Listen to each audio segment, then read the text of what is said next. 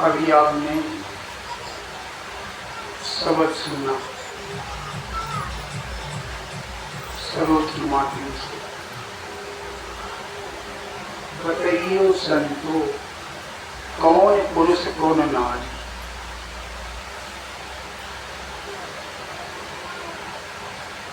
ये जो शब्द कह रही है कोई सखी, बताइए संतो कौन पुरुष कौन नारी?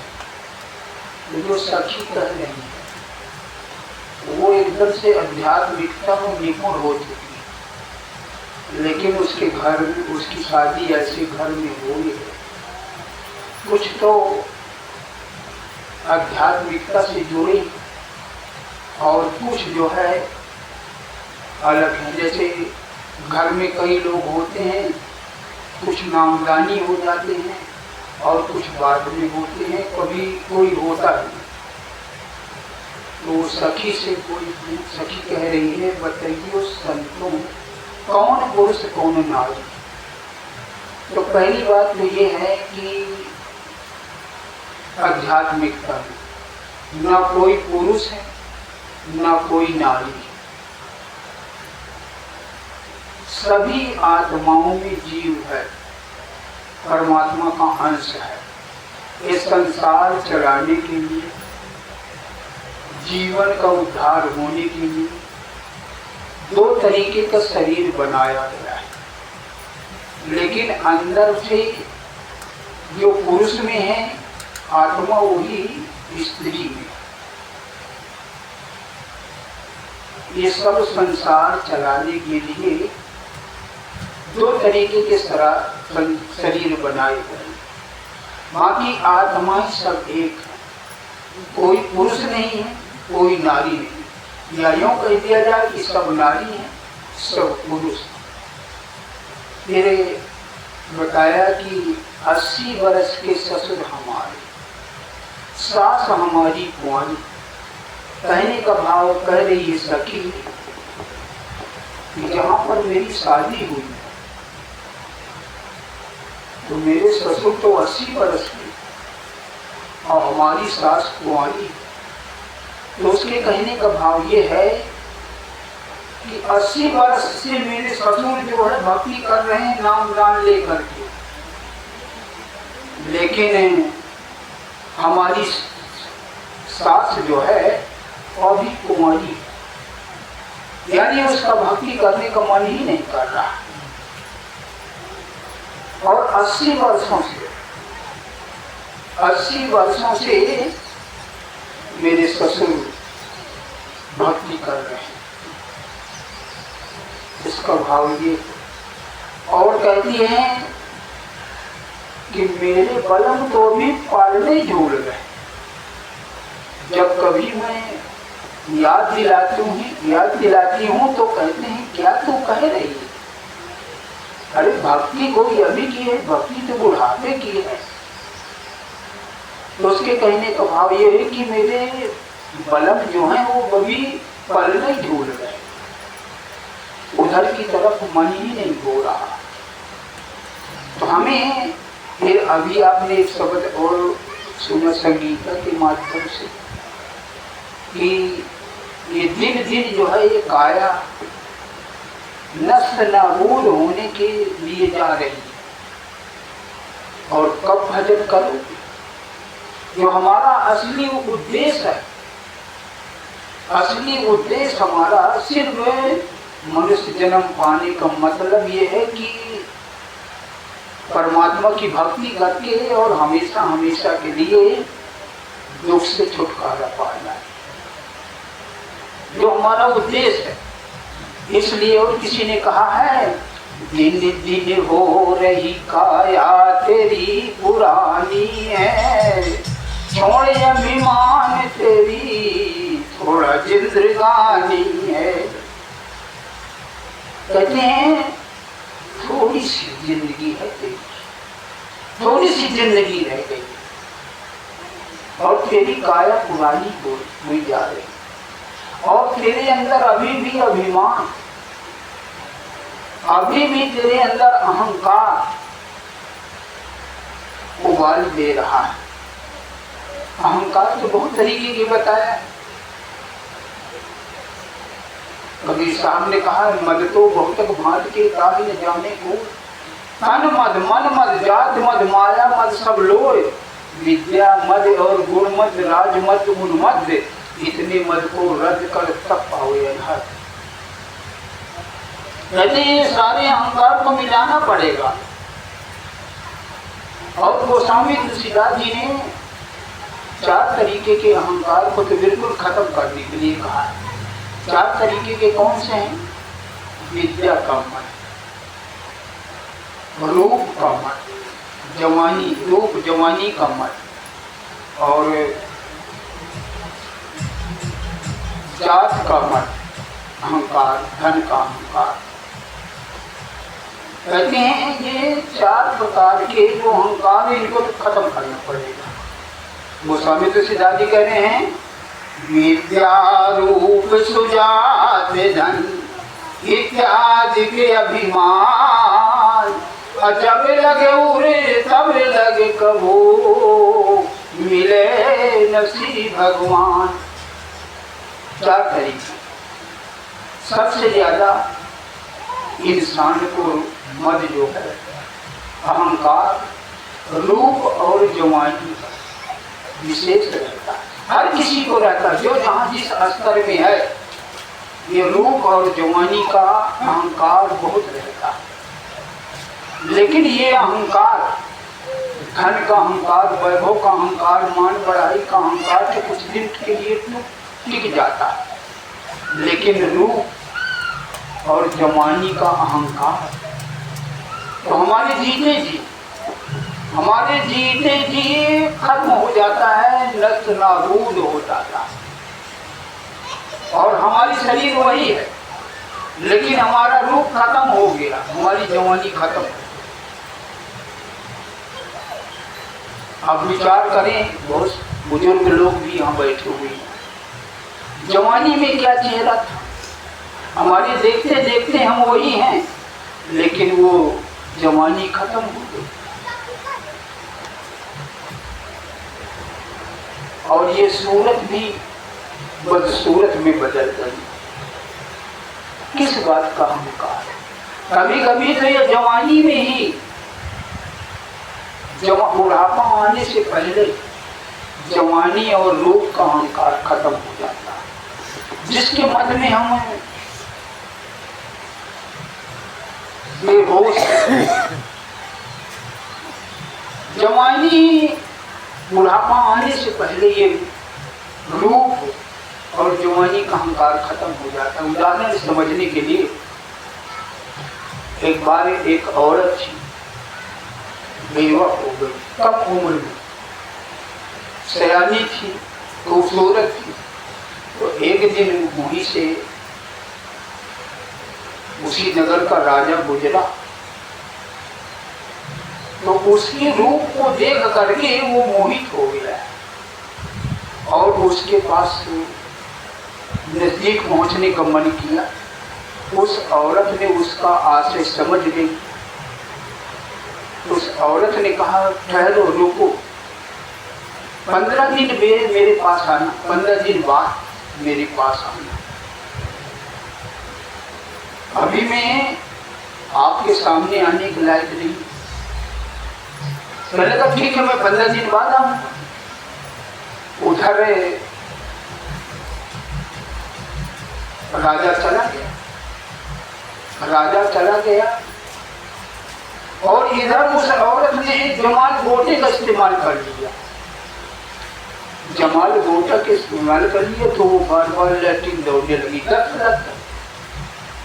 अब विचार करो, हमें इस तरीके की गर्मी में 4-5 बार लैट्रिन लग जाती है, तो कहते हैं ग्लूकोज चढ़ाओ, पानी खत्म हो गया। और उसने ऐसा प्रयोग किया कि 1 हफ्ते तक उसे 10 बार लगते रहे। जब उससे चला ना गया तो उसने एक नांद गाड़ लिया, चला नहीं जा रहा था, उसी नांद में बैठ जाएगा। 15 दिन गुजर गए। 15 दिन बाद वो राजा आया तो वही औरत, उसका मांस का ढांचा खत्म हो गया, सिर्फ हड्डी हड्डी बची, क्योंकि 15 दिन दस्त लगे हुए। तो उसकी सारी चेहरा ही बदल गया, तब्दील हो गया, बुढ़िया में तब्दील हो गया। तो उसी बरंडे में पड़ी थी, राजा आया, घोड़े से उतरा और कहने लगा, है बुढ़िया, यहाँ पर जो एक जवान औरत थी वो कहाँ गई? कहने लगी, अरे मैं ही वही हूँ। कहने लगी, तू वही है? कहने लगी, हाँ मैं वही हूँ। कहने लगी, तेरी सुंदरता क्या कहाँ गई, तेरी जवानी कहाँ गई? तो औरत ने कहा, ये जो नाद है ना, जिसमें वो लड़की में बैठती थी, कहने लगी, इस नाद में मेरी जवानी, मेरी खूबसूरती इसी में रखी हुई है। तो जैसे वो नाद में झांका तो बदबू आई, जैसे बदबू आई वैसे कहने लगी, अरे इस जवानी का, इस खूबसूरती का ये हाल। राजा का दिमाग खुल गया कि अरे हम तो मतलब राजसी ठाट बाट और धन वैभव जवानी खूबसूरती का अहंकार करते हैं, और ये जो खूबसूरती, इसकी नाद में इतनी बड़ी बदबू वाली ये खूबसूरती है। और देखते ही देखते 15 दिन में ये एकदम बुढ़िया में तब्दील हो गई और देखने का मन नहीं करता। कहने का भाव ये है कि ये हमारी 4 दिन की जिंदगी, 4 दिन की जवानी, 4 दिन की खूबसूरती है। धन वैभव तो कुछ दिन टिक भी जाता है, लेकिन हमारी सुंदरता, हमारी खूबसूरती हमारे देखते देखते खराब हो जाती है, बिगड़ जाती है। तो हम किसका घमंड करें? दिन दिन हो रही काया तेरी पुरानी है, छोड़ अभिमान तेरी थोड़ा जिंदगानी। जिसके लिए हमें शरीर मिला हुआ है, हमेशा हमें चिंता बनी रहती, हमेशा चिंता बनी रहती है। हमारा तो जीवन किसी तरह गुजर गया, लेकिन हमारे लड़कों का क्या होगा, हमारे बाल बच्चों का क्या होगा, हमारे नाती पोतों का क्या होगा? बस यही चिंता लगी रहती है और मन में सोचते रहते हैं, हमारी तो गई गुजरी, लेकिन हमारे बाल बच्चे क्या खाएंगे? लेकिन विचार करें, खिलाने वाला कोई और, देने वाला कोई और है। हम जो ये कर्म करते हैं, यानी मेहनत करते हैं, इसके माध्यम, ये हमारा एक माध्यम है। बाकी खिलाने वाला कोई और है, देनहार कोई और है।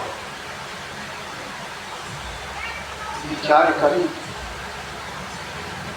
बच्चा पैदा होने से पहले, बच्चा पैदा होने से पहले माँ के स्तन में दूध का संचार हो जाता है। बच्चा पैदा होने से पहले माँ के स्तन में दूध का संचार हो गया, क्योंकि उसने देखा दिया है ना, उसने खिलाने का। और यहाँ तक कि गर्भ के अंदर भी वो हमें पालन पोषण कर रहा था।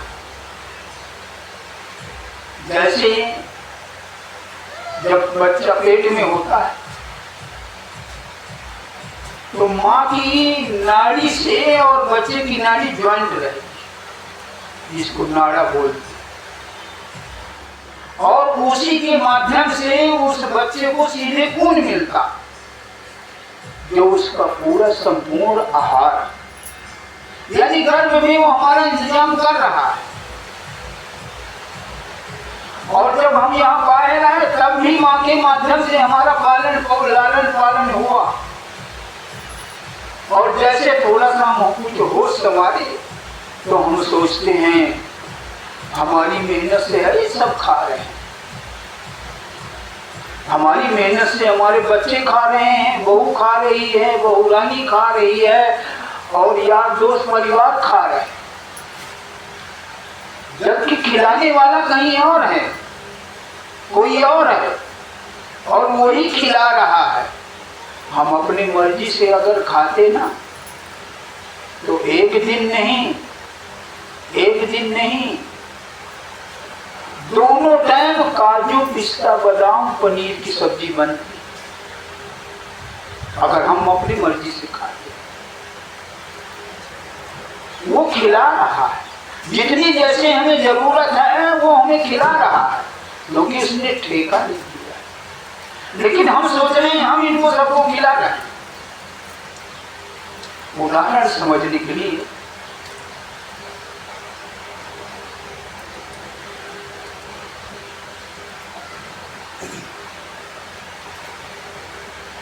एक मलुकदास संत हुए, तो पहले यही सब सुना करता था कि भगवान सबको खिलाते हैं, भगवान सबको खिलाते हैं।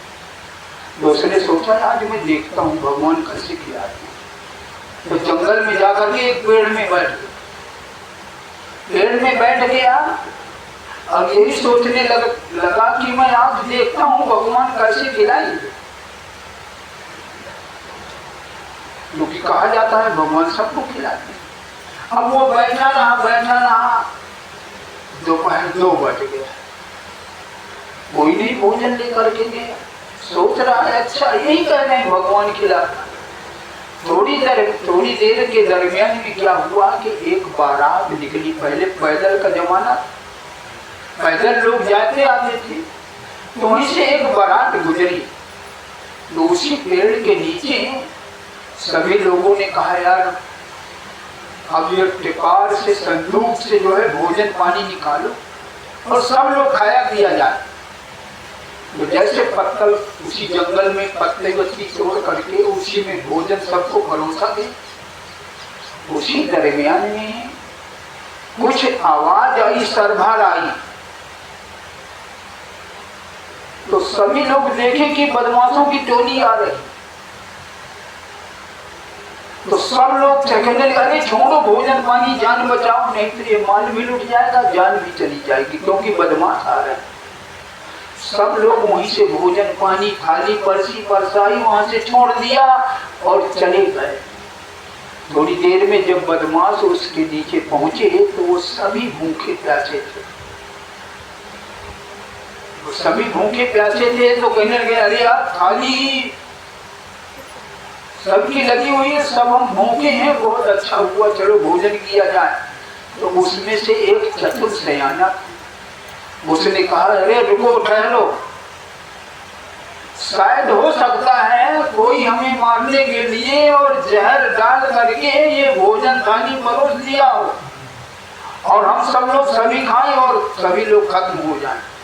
कहने लगे इस थालियों से थोड़ा थोड़ा भोजन निकालिए और किसी जंगल में जानवर को ढूंढो और उनको खिलाओ, अगर वो नहीं मरेगा तब ये हमारे खाने के लायक समझना।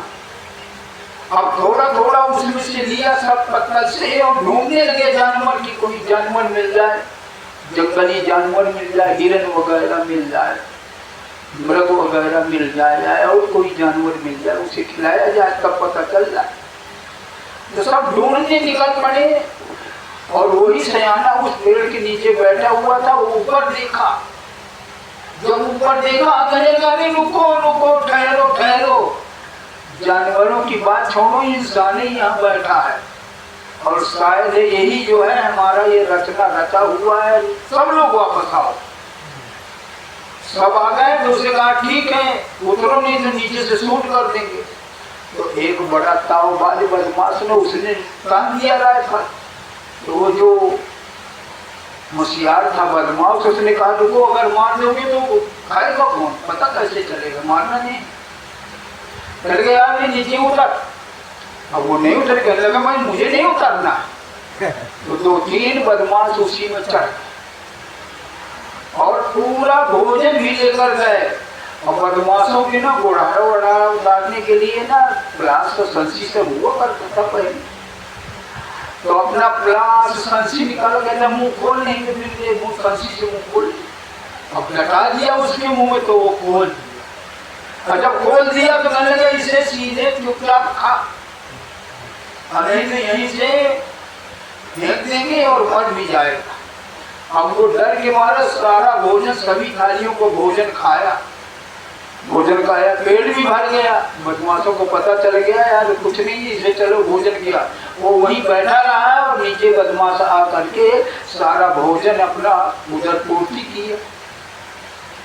वहीं पर मलुक दास ने समझा, कहा है कि वाकई में खिलाने वाला कोई और है और वो खिलाता है। वहीं पर उन्होंने अपनी वाणी में कहा है, अजगर करे न चाकरी, पंछी करे न काम, और दास मलुका कह गए सबके दाता राम। परमात्मा सबको खिलाता और हम चिंता बनी रहती, हमारी चिंता बनी रहती, अरे हमारी जीवन निकल गया, चलो बाहर हमारे लड़के का काम चल जाएगा, लेकिन नाती को कौन खिलाए? थोड़ा विचार करें, क्या वो बगैर किस्मत के आएगा या बिल्कुल से अंदर लूला लगड़े ही आएगा? उसका भी तो प्रारब्ध होगा, उसे जन्म मिला उसकी भी किस्मत होगी, और जिस तरीके की किस्मत होगी उसी तरीके उसे दुख और सुख दोनों मिलेगा। तो हमें ये चिंता बस यही बनी रहती है कि हमारे बाल बच्चों का क्या होगा बस, और इसी में हम अपने आप को खपा डालें, इसी में अपने आप को ऐसा मकान बनाए तो नाती हो जाएगा, ये अभी से 5 हिस्सा का हिसाब किताब बनाए ऐसा हो जाएगा, ऐसा हो जाएगा अभी से। और हम जो अपना असली उद्देश्य लेकर के आए थे उस उद्देश्य को भूल गए कि आखिर हम अपना उद्देश्य क्या लेकर के आए थे। ये अनमोल जीवन मिला और इसमें बस खपाए जा रहे हैं कार्य के लिए दूसरे की चिंता, और 100 साल का इंतजाम करने में लगे, 100 साल, और पता नहीं कि कल हमारा क्या हाल होगा। किसी ने शहर में कहा है, शहर के रूप में, आगाह अपने मौत से कोई बसर नहीं, समान 100 बरस का पल की खबर नहीं। 100 साल का सामान इकट्ठा किए जा रहे हैं और पता नहीं कि कल एक्सीडेंट हो जाएगा, हार्ट अटैक हो जाएगा, सर्प डस लेगा, करंट लग जाएगा, छत से गिर जाएंगे, कोई पता नहीं। लेकिन 100 बरस का इंतजाम करे जा रहे हैं। इसलिए महापुरुष कहते हैं आज का देख, और जिसने आज दिया है वो ही कल देगा, जिसने आज दिया है ना वो ही कल भी देगा। उदाहरण समझने के लिए, एक बार एक राजा था, बहुत धन सारा इकट्ठा था, तो एक दिन अपने मंत्री से कहा, कहने लगे मंत्री हमारे खजाने के धन संपदा का हिसाब किताब लगाओ, कितना है? तो मंत्री ने सब जगह से मुआयना किया, मुआयना करके और राजा से बताया कि राजा साहब आपके पास इतना धन है, आपके पास इतना धन है कि 9 पीढ़ी बैठ करके खाएंगी तब भी ये धन नहीं चुकेगा। तो राजा जब सुना तो राजा को चिंता हो गई कि चलो 9 पीढ़ी का तो गुजारा हो जाएगा, लेकिन आखिर 10वीं पीढ़ी क्या खाएगी? यही उसे टेंशन बन गई कि मेरी 10वीं पीढ़ी क्या खाएगी। मंत्री से सलाह किया और कहा कि मंत्री जरा विचारो क्या किया जाए कि 10वीं पीढ़ी का गुजारा कैसे चलेगा। तो मंत्री ने पूछे पंडितों पुजारियों से पूछा कि धन बढ़ोतरी के लिए क्या किया जाए। तो कुछ लोगों ने बताया, पुरोहितों ने, कि भाई धन को बढ़ोतरी करने के लिए कुछ दान पुण्य करो, गरीबों की सेवा करो, गरीबों को खिलाओ तो बढ़ोतरी हो जाएगी। कहने लगे ठीक है। तो दूसरे दिन मंत्री को लिया और राजा दोनों निकल पड़े और एक टोकरा डलैया कह दो, टोकरा कह दो या तसला कह दीजिए, उसी में गेहूं भरा और निकल पड़े। ढूंढने लगे कि आखिर कौन गरीब आदमी है, कौन दाने के लिए मोहताज है, और देखा जाए उसे भोजन कराया जाए, उसको गेहूं आटा दिया जाए। जब पूरे नगर में ढूंढने लगे तो एक ऐसा दरवाजा मिला कि उसमें बुढ़िया बुढ़ा रहते थे, उनका कोई सहारा नहीं। जब उन्होंने देखा तो बुढ़िया अंदर थी और बुढ़वा बाबा बाहर बैठे थे चारपाई में। कहने लगे बाबा हम तुम्हारी कुछ मदद करने आए हैं। कहने लगे क्या? कहने लगे ये पूरा जो टुकड़ा में अनाज है ना, आप अपने भोजन के लिए रुक जाओ, ले लीजिए। तो खड़ा होकर के बुढ़ा कहने लगा ठीक है रुक जाओ, ठहरो, मैं अपनी बुढ़िया से जरा पूछता हूँ, अपनी पत्नी से, कि आज के लिए भोजन है कि नहीं। तो अंदर गया, आवाज लगाया, कहने लगे ये बताओ आज के खाने के लिए हमें है कि नहीं है। तो कहने लगे आज पूरा का पूरा दिन हम चाहे जितना खाएंगे चुकेगा नहीं। तो बाहर आया, कहने लगा भाई तुम अपना अनाज ले जाओ, ये अनाज अपना ले जाओ, आज के लिए हमें पूरा भरा है, आज हमें भोजन के लिए। कहने लगे ले लो, ले लीजिए, कल के लिए हो जाएगा, परसों के लिए हो जाएगा। अरे कहने लगे आज कल का कौन भरोसा, कल का कौन ठिकाना, तुम ये ले जाओ, जिसने आज के लिए दिया है वो कल भी देगा, जिसने आज के लिए दिया है वो कल भी देगा, इसे ले जाइए। राजा का दिमाग खुल गया, राजा का दिमाग खुल गया कि अरे बताइए इनके लिए सिर्फ आज के लिए है, कल के लिए भी नहीं है, और ये मस्त दोनों, और कहते हैं ले जाओ। और मुझे 10वीं पीढ़ी की चिंता बनी हुई। कहने का भाव यह है हमारी हालत यही है, हमें चिंता लगी हुई है कि हमारे बाल बच्चे का क्या होगा, हमारे नाती पोते का क्या होगा, और पता नहीं वही नाती पोता पता नहीं लट चलाएंगे, कोई पता नहीं। लेकिन मोह बस हम उन्हीं के इंतजाम में लगे हुए हैं। इसलिए कहते हैं महापुरुष हमें जो है सिर्फ अपने बाजुओं को भरोसा हो रहा है, हमें उसको जानते ही नहीं।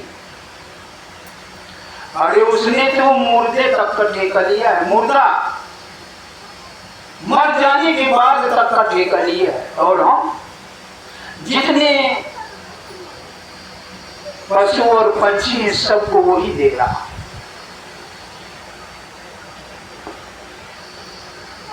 रहीम जी ने अपनी वाणी में कहा कौ फाटी पकड़ा भया जागे जीवा जून, और सब काहू को देता है चोंच समाना चून।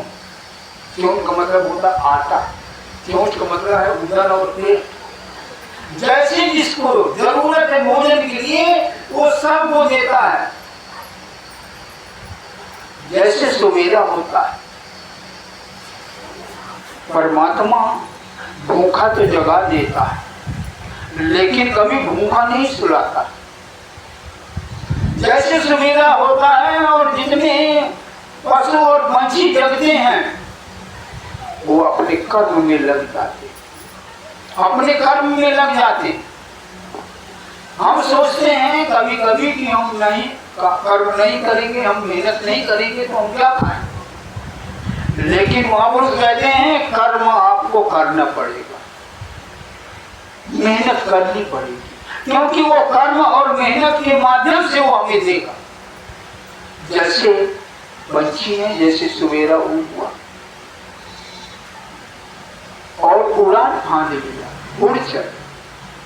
और वो मेहनत करके कहाँ पहुंच रहे हैं, दाना को ढूंढ रहे हैं।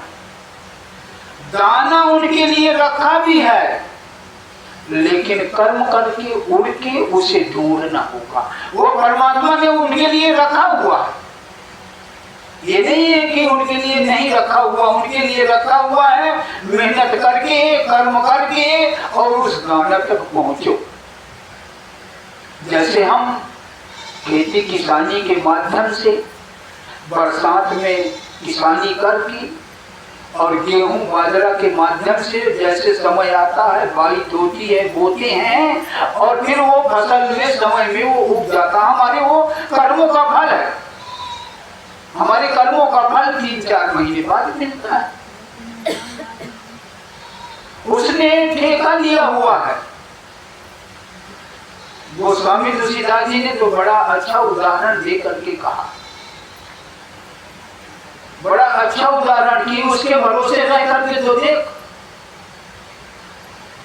उन्होंने पत्थर का उदाहरण दे करके कहा। जैसे चित्रकूट आप जाते होंगे, अब पत्थर में पेड़ हरे भरे हैं ना, पत्थर में पेड़ है हरे भरे हैं, मिट्टी तक मिली पत्थर, लेकिन वहीं उनको राशन मिल रहा है, वहीं वो पत्थर में हरे भरे। और हम यहाँ पेड़ लगा देते हैं, बार बार सींचते हैं, बार बार पानी देते हैं, फिर भी सूख जाता है। इसका उदाहरण लेकर के कह रहे हैं, राम भरोसे दे रहे पत्थर पर हर राय, तुलसी बिरुआ बाग का सींचे से कुंबला।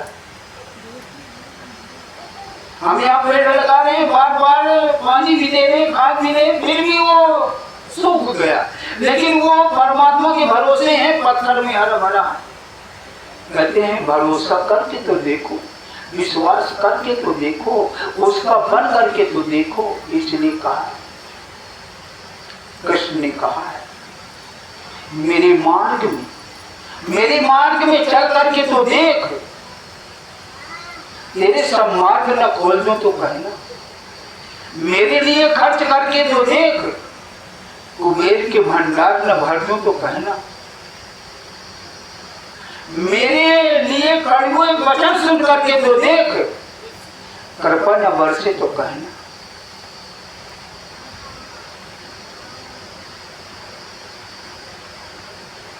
मेरे लिए आंसू बहा करके तो दे, तेरे जीवन में आनंद का सागर न भर दो तो कहना, तू मेरा बन करके तो दे,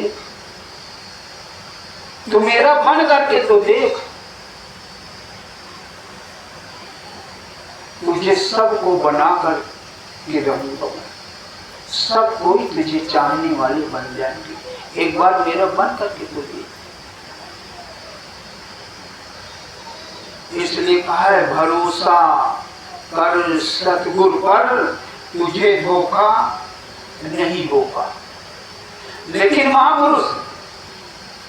महापुरुष खूब मौका दे करके, चिल्ला करके हमें खूब अच्छी तरह से तरह तरह के उदाहरण दे करके समझाते हैं, अरे जीव, जिस देश से तू आया, जिस देश से तू आया है, तू अमर लोक का वासी है, तू अपने घर को तू याद कर।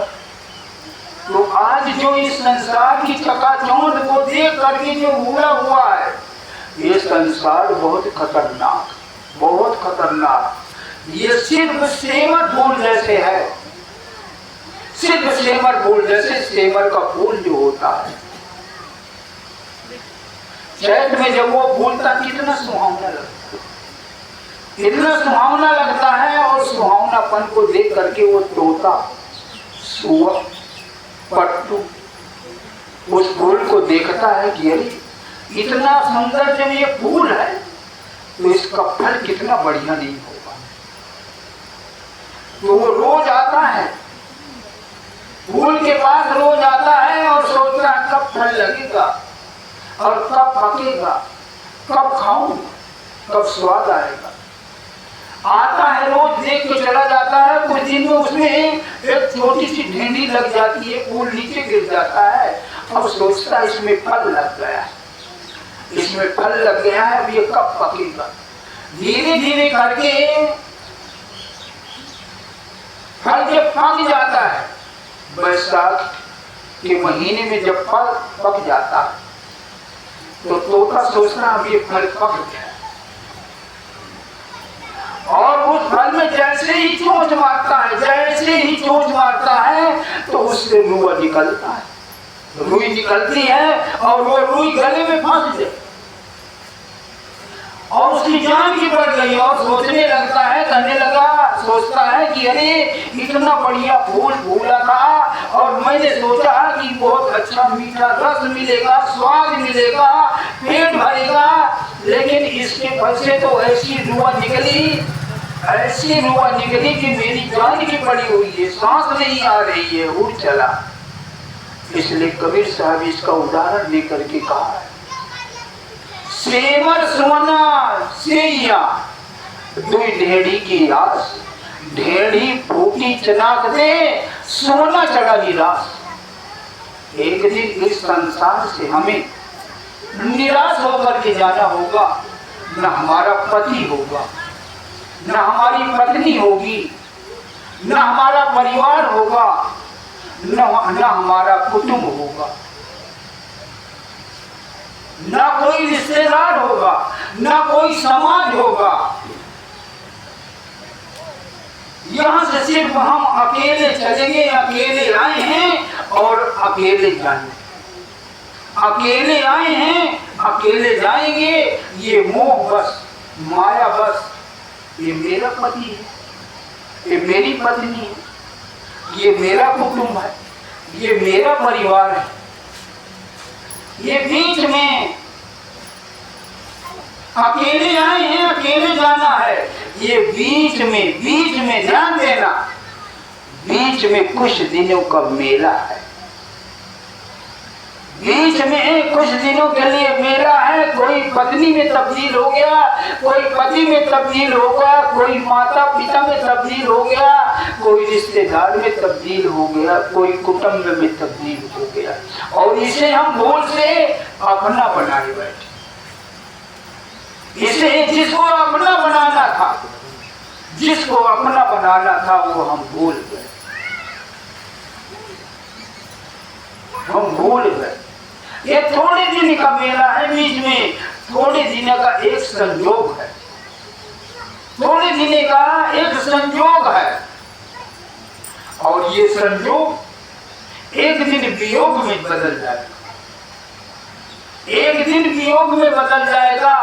हमारी पत्नी कैसी थी, साथ छोड़ के चली गई, पति हमारा कैसा था, साथ छोड़ करके चला गया। सबसे ज्यादा हमारे चाहने वाले, सबसे ज्यादा हमारे चाहने वाले कौन होते हैं? माँ बाप, माँ बाप। लेकिन आज हमारे माँ बाप हमें छोड़ के चले, कितने चाहने, उनसे ज्यादा तो कोई चाहने वाला नहीं, लेकिन आज हमारे माँ बाप हमें छोड़ के चले गए। जो सबसे चाहने वाले, ये सिर्फ थोड़े दिनों का मेला है, थोड़े दिनों का झमेला, और नहीं फिर आगे अकेला। इसलिए अगर ये हमें अपने अकेलेपन को दूर करना है तो किसी सदगुरु की शरण पकड़ लो, किसी सदगुरु को चुन लो, किसी सदगुरु को चुन करके और उसके हो जाओ। असली पति, आत्मा का पति असली जो है सदगुरु होता है। इसलिए मीराबाई ने अपने वाणी में कहा है, जब वो विधवा हो गई तो माँ बाप कहने लगे दूसरी शादी कर लिया जाए, तो उसने नकार दिया और उसने कह दिया अब मुझे शादी थोड़ी करना है। नकार दिया और कह दिया उस पति को क्या करूं जो जन्मे और मर जाए, उस पति को क्या करूं जो जन्मे और मर जाए। पति वरूं तो सतगुरु को वरूं जो अमर लोक को ले जाए। यानी जो मुझे सचखंड में अपने देश पहुंचा दे, मैं सिर्फ उसी की हो जाऊं, उसी की रहूं, उसकी हो जाऊं। जो यहाँ भी और वहां भी, लोक और परलोक दोनों जगह मेरी संभाल होगी, दोनों जगह। आज हम जगह जगह शांति ढूंढ रहे हैं, कोई रुपए पैसे में शांति ढूंढ रहा, कोई पति में शांति ढूंढ रहा, कोई पत्नी में शांति ढूंढ रहा, कोई कुटुंब परिवार में ढूंढ रहा है, कोई धन दौलत में ढूंढ रहा। धन की जरूरत है ऐसा नहीं, क्योंकि धन बहुत कुछ है, और जब तक शरीर रहेगी, जब तक शरीर रहेगी तब तक इसकी जरूरत है। पैसा बहुत कुछ है इस संसार में चलने के लिए, गुजारा करने के लिए, क्योंकि धन के बिना चलना है नहीं काम। खाना पीना ये सब धनी से तो है, इसकी जरूरत है, लेकिन इसकी जरूरत की पूर्ति कर्म करके, मेहनत करके, बिजनेस व्यापार करके इसकी पूर्ति करो। लेकिन ये धन बहुत कुछ है, लेकिन धन सब कुछ नहीं, धन सब कुछ नहीं है। धन बहुत कुछ है लेकिन सब कुछ नहीं है, इसकी जरूरत भी है। अगर सब कुछ है तो वो परमात्मा, और वो परमात्मा में भक्ति के द्वारा हम उसे साक्षात्कार कर सकते हैं, प्रकट कर सकते हैं, उसका दर्शन कर सकते हैं, और उसमें से सारी पूर्ति हो जाएगी। हमें वो ताकत दे देगा कर्म करने की, जो हमारा उधर पूर्ति के लिए। लेकिन हम पैसे के चक्कर में पड़ करके न मालूम उल जलूल काम करते चले जा रहे,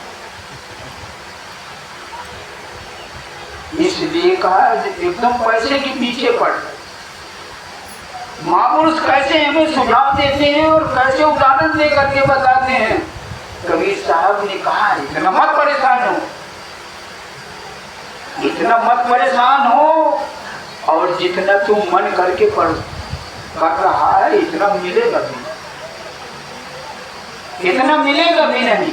इसलिए तू मेहनत कर, कर्म कर, और शाम सुबह भक्ति कर, और इतना मेहनत कर, कितना साईं इतना दीजिए जामे कुटुंब समाए, मैं भी भूखा ना रहूं, अतिथि न भूखा जाए।